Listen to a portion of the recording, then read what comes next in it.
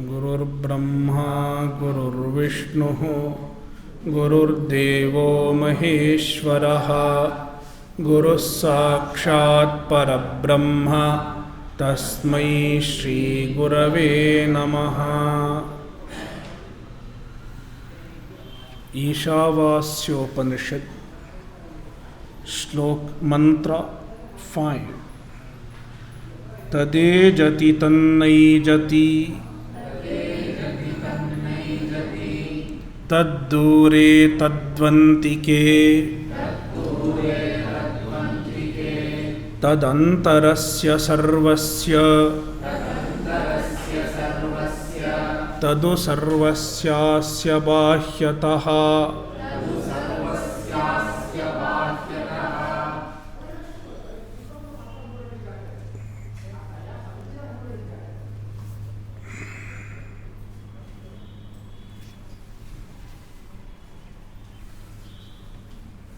We have seen the first part of this mantra. Tadejati tannaijati. It moves and it does not move. From the standpoint of an ajnani, the Atma is subject to changes. The self is subject to changes. But from the standpoint of the absolute truth,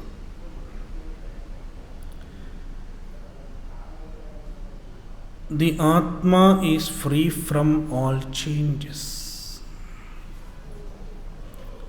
Therefore, tat na ejati. The Atma does not move.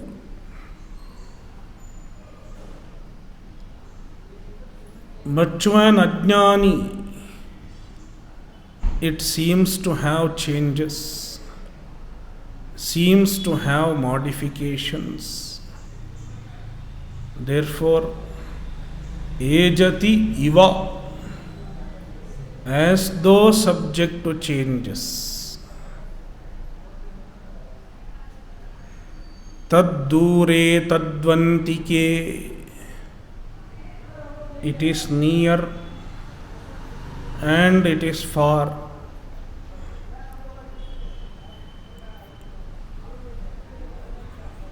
In truth, the Atma is very near, very close. There is no distance between you and the Atma, because Atma is yourself. Brahman is yourself.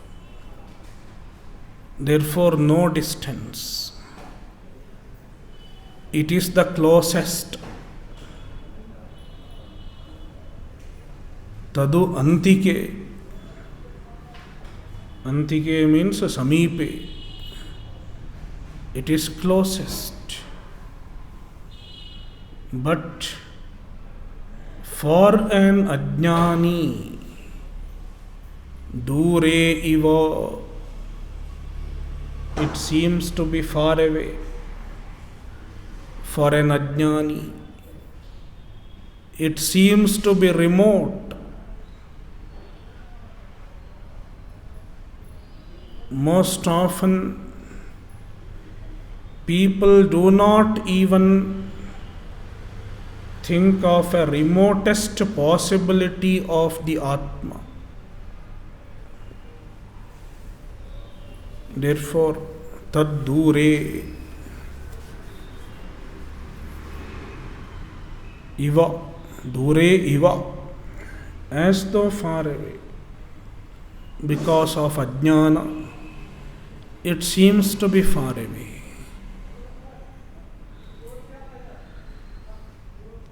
Tadantarasya sarvasya tadu sarvasyasya bahyataha. The Atma is in everything. Sarvasya asya antaraha, antaha. Sarvasya asya antaha. It is present in everything. Because it is the very Sat, the existence. Existence is present in everything as the very substance, as the very essence.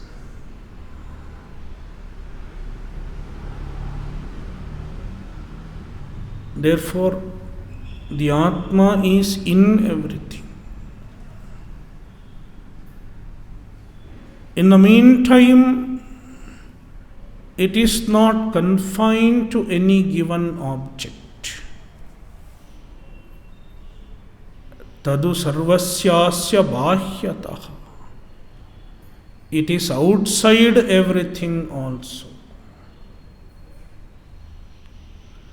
It is present in everything.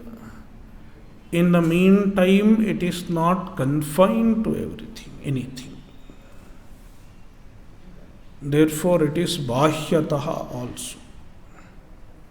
It is outside also.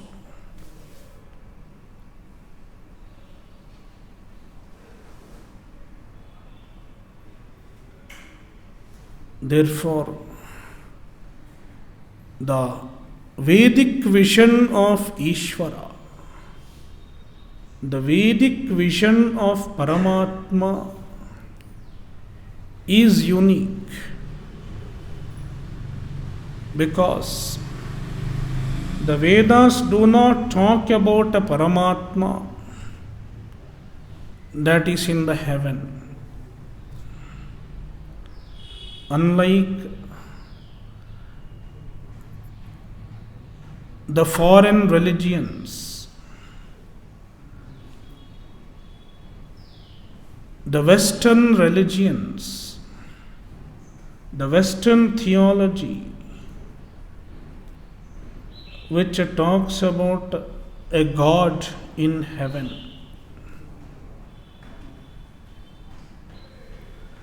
God is not there on the earth, because the theology wants to protect God from the pollution of the earth. That is why the theology places God in heaven, which is free from the pollution of the earth.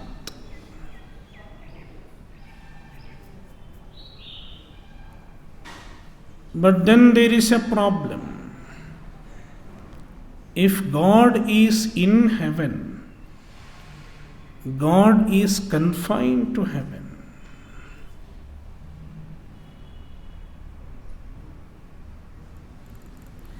If he is confined to one place, that means he is limited. And anything that is limited cannot be perfect. Limitation and perfection cannot go together. Therefore, if he is not perfect, he cannot be called God. Because what is the definition of God? Even according to theology, God is perfect.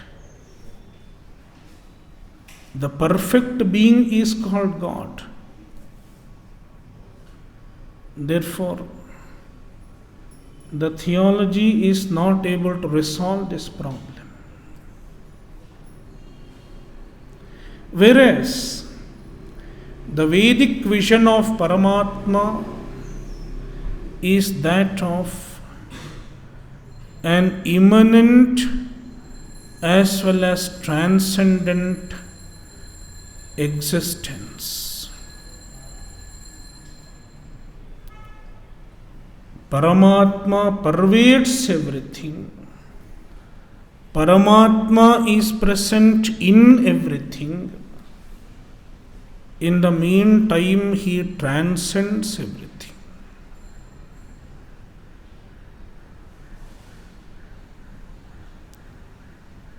How is it possible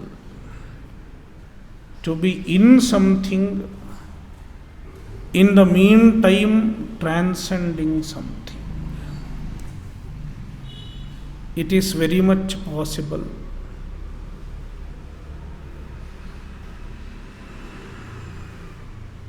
Take the example of a movie screen. The movie screen pervades every picture that is projected on the screen. You cannot touch the picture without touching the screen. Therefore, the screen is present in every object that you project on the screen. Meanwhile, the screen transcends every picture. How? Suppose you project water.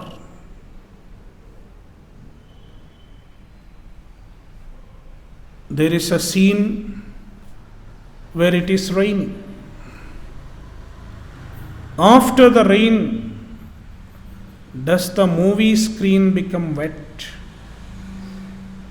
It is not wet. The movie screen is absolutely unaffected. Not even one drop of water after the rain.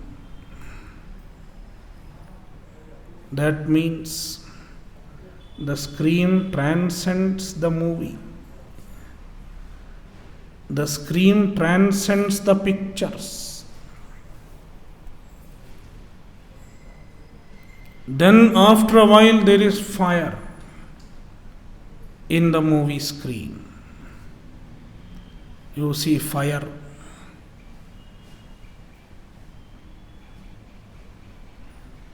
After the fire is over, what do you see? You see a burnt movie screen? No. The screen does not burn because of the fire that is projected. The screen remains unaffected. Therefore, the screen is immanent, present in and through the objects that you project. Meanwhile, it transcends every object in the movie. Likewise, the whole universe is projected on Paramatma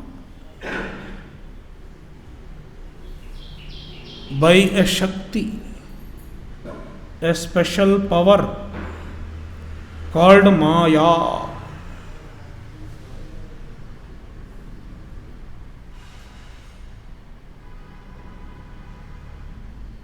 There is a book called Drigdrishya Viveka. Drigdrishya Viveka explains the Srishti, the creation. Srishtirnama Brahmarupi Satchidananda Vastuni Abdhau Bhenadivat Sarvanama Rupa Prasarana. What is Srishti? Srishti is nothing but a projection of names and forms on the Brahman, which is Satchidananda. Names and forms are projected on Brahman. Namarupa prasarana. Spreading of names and forms on Brahman. Just like various colors are projected on the movie screen. What is movie? Movie is nothing but continuous projection of various colors, various color combinations. There is a color projection, light projection, and then along with the light, in synchrony with the light, there is sound also. It is nothing but light and sound. The whole movie is a light and sound show. Some rupas are projected. Along with that, some nama is projected. Nama means sound.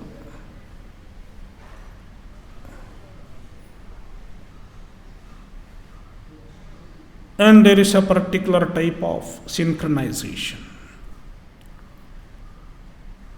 That is movie.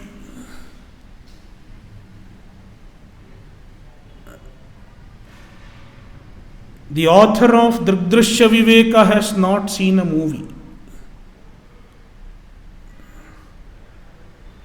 because he lived many centuries ago. But he says, even this Srishti is like a movie. He doesn't use the word movie. Nama Rupa Prasarana. Projection of Nama and Rupa on Brahman, which is Satchidananda. Therefore, the Brahman, Satchidananda, is not affected by Srishti, though he is pervading the Srishti. He is not affected by the Srishti. Therefore, Bahyataha, Sarvasyasya Bahyataha, he transcends everything.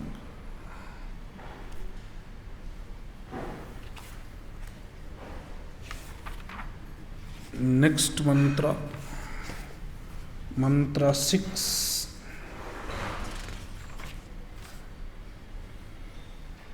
Yastu sarvani bhutani atmanyevanu pashyati sarvabhuteshu chatmanam tato na vijugupsate.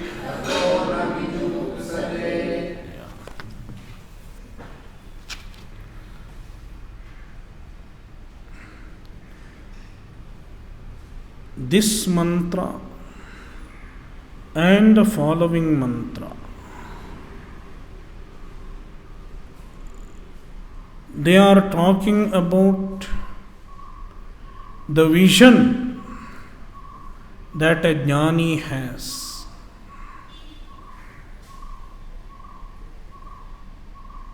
The understanding of a knower of Brahman.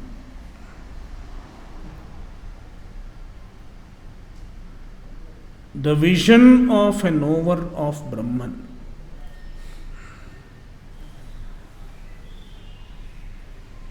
And the result of such a vision, the phala, jnana and jnana phala. What does he enjoy because of the knowledge of Brahman? यस्तु सर्वाणि भूतानि आत्मन्येवानुपश्यति अनुपश्यति पश्यति means sees. Pashyati, sees.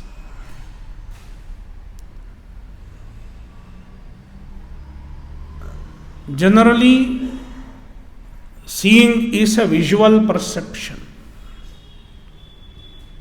We see things with this eye,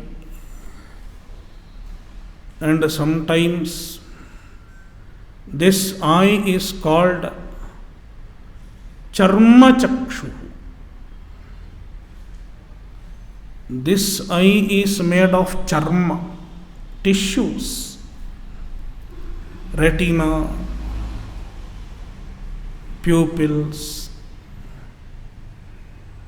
neurons. It is charma chakshu.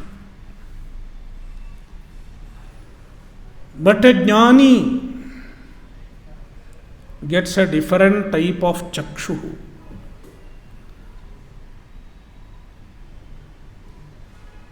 It is a jnana chakshu, the eye of knowledge. Knowledge itself is like another eye. And symbolically, there is the third eye of Shiva. What is the third eye? Third eye symbolizes knowledge, Atmajnana. Knowledge is like having another eye, because the knowledge of the self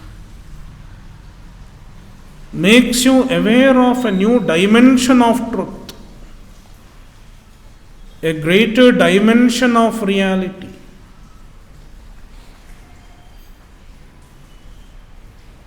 By charma chakshuhu, by the physical eyes, we see this world of duality, the transactory world of duality. But the eye of knowledge makes us awake to the absolute reality, the Paramartha, the Paramarthika.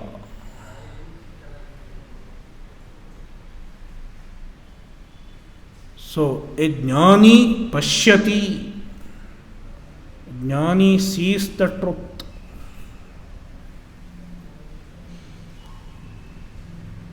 And how does he see? There is a prefix, anupashyati. Anu,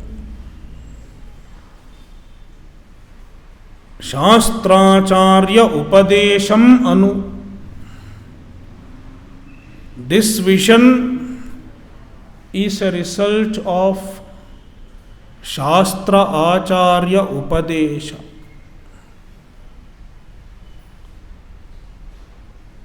It is a result of Upadesha, teaching of the Shastra by an Acharya.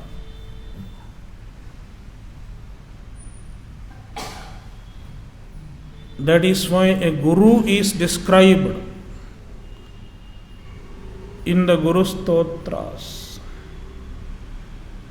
Guru is the opener of the eye of knowledge. Ajnanatimirandhasya jnananjanashalakaya chakshurunmilitam yena tasmai Shri Gurave Namaha. A guru is the one who opens the eye of knowledge.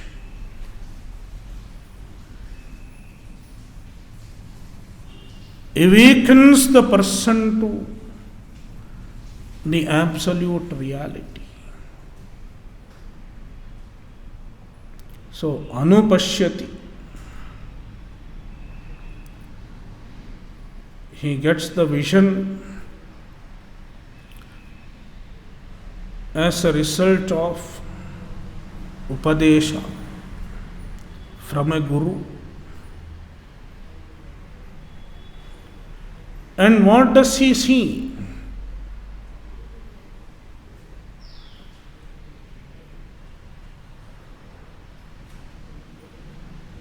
Sarvani bhutani Atmani eva anupashyati.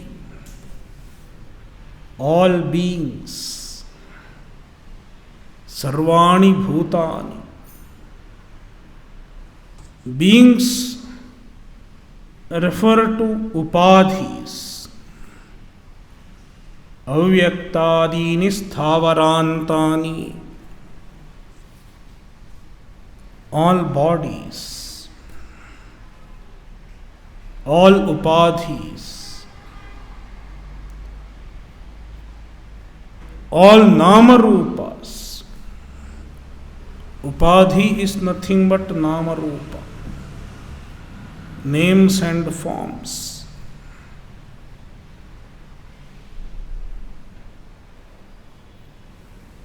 Where are these names and forms? Atmani eva. All the names and forms are on Atma. They are projected on Atma.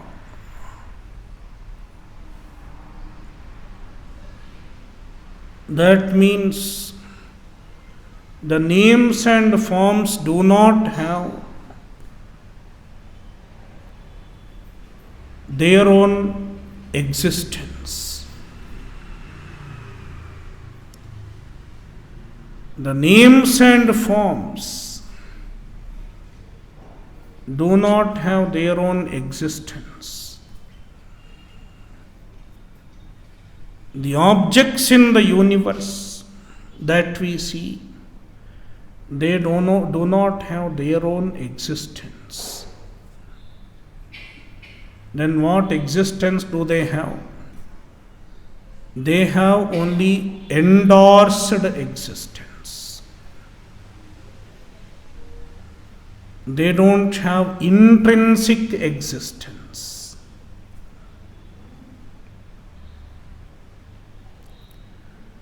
You know, the currency note that you have,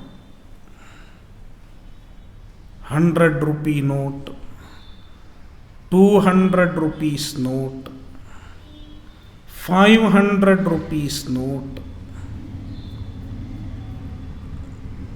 and now there is a 2000 rupees note also.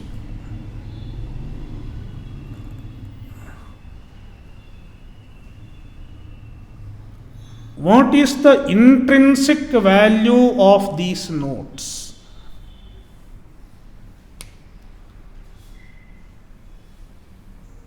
The note does not have much intrinsic value. What is the intrinsic value? The intrinsic value is the value, the cost that the Reserve Bank of India has spent to print one note. It may be a few paisa, that's all. I don't know how much it is. You can ask someone in Reserve Bank of India. It is hardly any money, almost nil. The paper value. It is the intrinsic value of the note. But then how does it get the value of 2000 rupees? If you look at the note, there is something written. I promise to pay the bearer a sum of so much rupees. And then there is the signature of the governor of the Reserve Bank of India. And it is endorsement from the Reserve Bank of India. Therefore, the currency note, it has endorsed value. The Reserve Bank of India has endorsed certain value. That is the value of your currency note. So the intrinsic value is almost zero, negligible. You can approximate it to zero. But the endorsed value is 2,000 rupees. Because it is promised by the governor of Reserve Bank of India. Now suppose the governor withdraws his promise. The endorsement is withdrawn. What happens? All its value is gone. It is just a paper then. That is what they did in 2016 when they withdrew the support, the demonetization. Likewise, all this Namarupa, it does not have its own existence. It does not have intrinsic existence. Then what existence does it have? Only endorsed existence.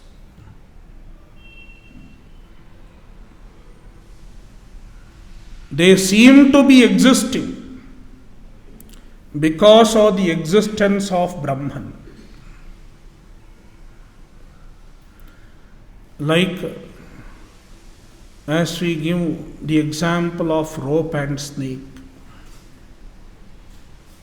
The rope snake, Rajju Sarpa,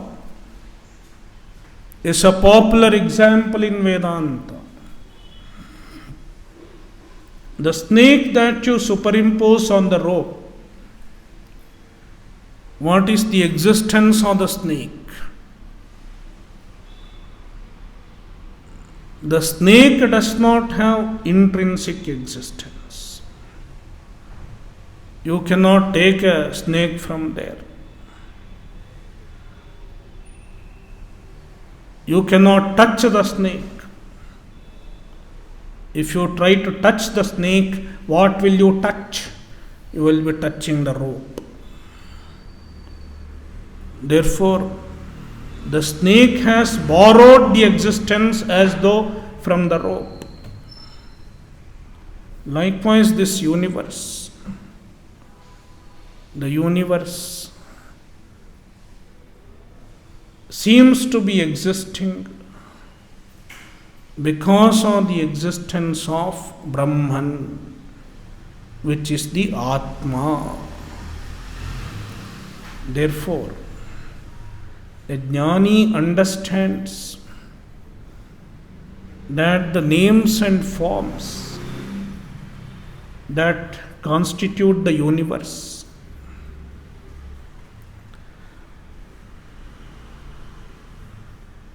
the whole universe is just a collection of names and forms, a multitude of names and forms.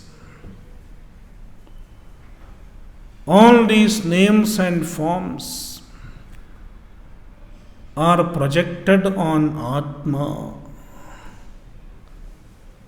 on the Self, on the Brahman. Therefore, they are mithya. the Vedantic word for such objects that do not have intrinsic existence but seem to be there because of the endorsed existence. In Vedanta, such objects are called mithya. The universe is mithya.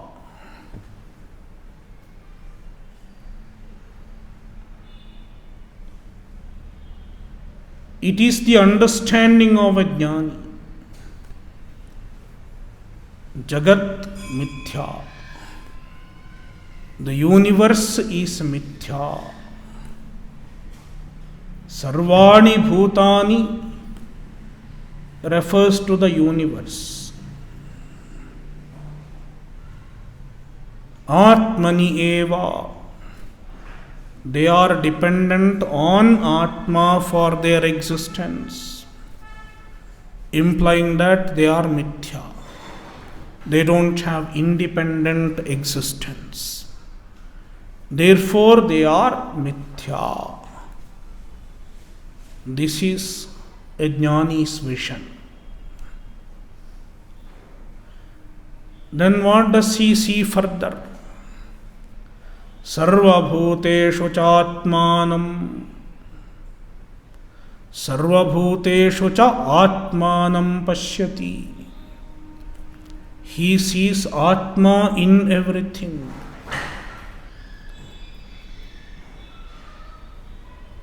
He sees the Atma as the only substance, as the only reality in every being. Atma satyaha. Jagat mithya. The first line conveys Jagat mithya. The second line conveys Atma satyaha.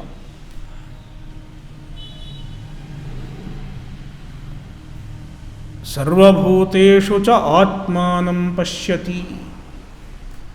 He sees Atma as the only reality, only all-pervasive reality. It is the understanding of a jnani.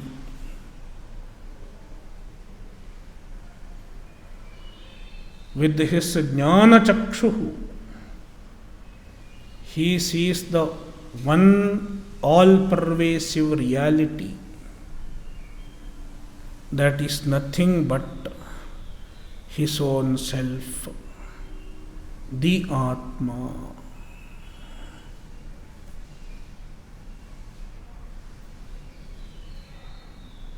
Tato na vijugupsate. This part of the mantra is talking about the jnana phala.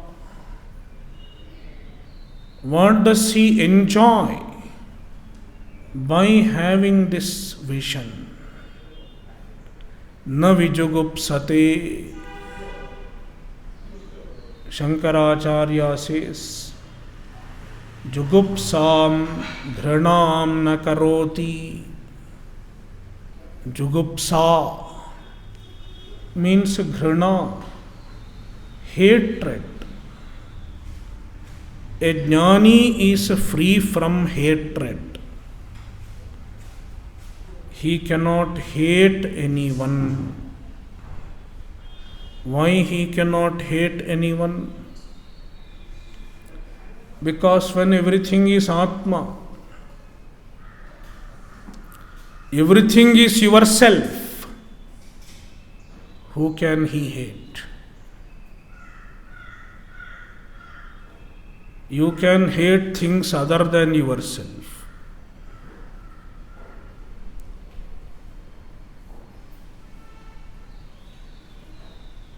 From the standpoint of ajnana, from the standpoint of ignorance, there is a duality. Why there is duality? We attribute reality to the names and forms.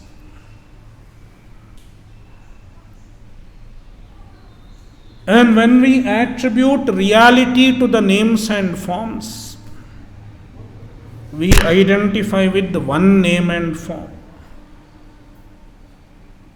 Because of some reason, we choose one name and form. This is me. This particular name and form is me.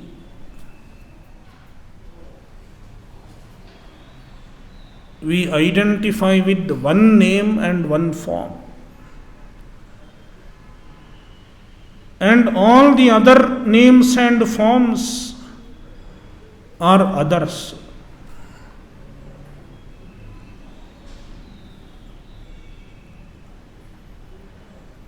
This one name and form becomes first person, first priority, first preference. Then there is second person, another name and form.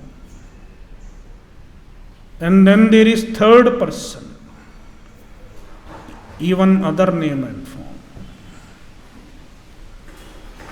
So the first person, second person, third person differences all are because of name and form.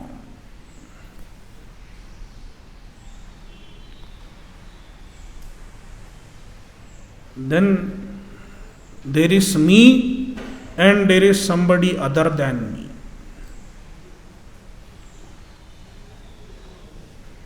Then I can hate the other person because he is not me. First of all, he is not me.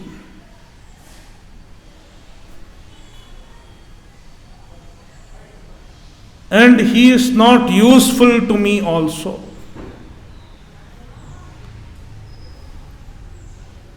Instead, he is problem to me, problematic, creates problem to me.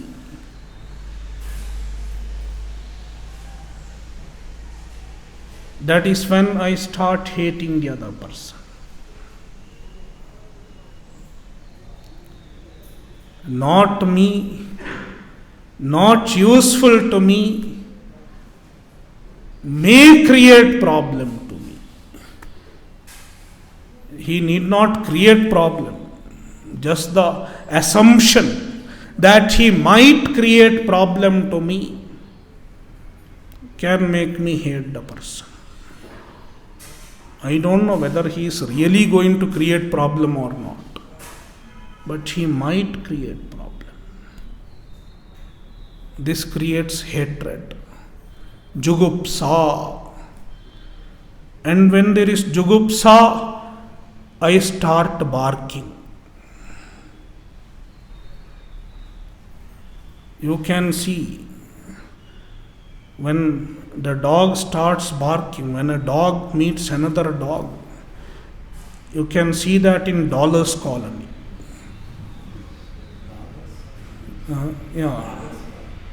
Dollars or Doggers colony. Doggers colony.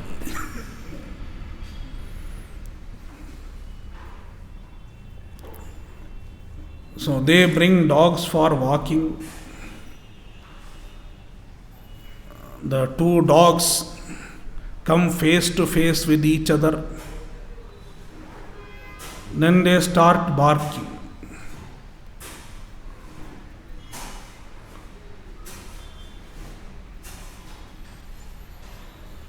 I get to see this almost every day because that is where I walk.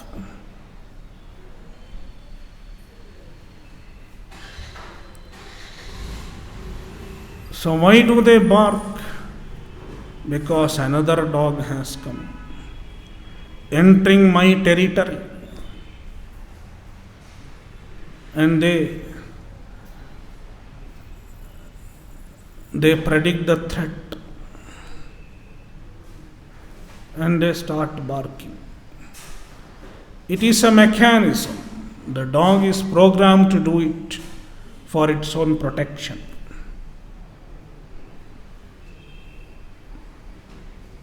So, Atmanaha Anyam.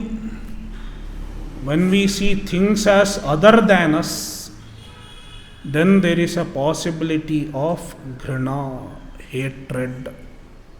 But a jnani, he sees everything as Atma.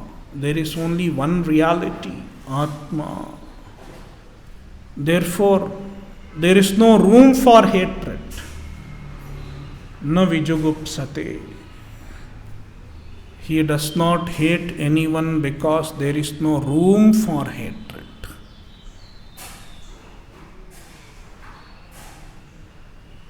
Om Purnamadah Purnamidam Purnat Purnamudachyate Purnasya Purnamadaya Purnamevavashishyate.